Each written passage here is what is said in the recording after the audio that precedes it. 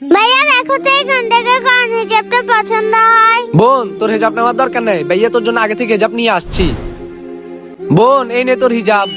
ঠিক আছে ভাইয়া, এটা আমি এক্ষুনি পরে আসতেছি। আসসালামু আলাইকুম সিয়াম ভাই। ওয়ালাইকুম আসসালাম। সাজু ভাই, আসো আসো, বসো ভাই। সিয়াম ভাই, সামনের 12 তারিখে আমার বড় ভাই রিগানের বিয়ে। আপনার পরিবারের সবাইকে নিয়ে বিয়ে তো অবশ্যই আসতে হবে। হ্যাঁ, কেন না সাজু ভাই, আমার পরিবারের সবাইকে নিয়ে আপনার ভাইয়ের বিয়ে তো অবশ্যই যাব।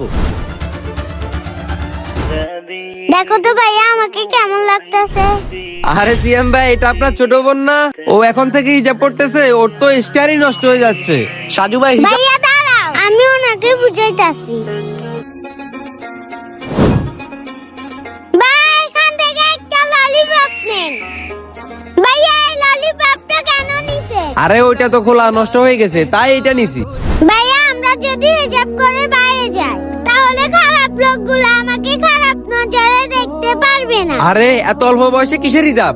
আমি যদি হিজাব না পরি তাহলে আমার ভাইকে জাহান্নামের আগুনে জ্বালাবে। যারা আমাকে খারাপ নজরে দেখবে তাদেরকেও জাহান্নামে জ্বালাবে।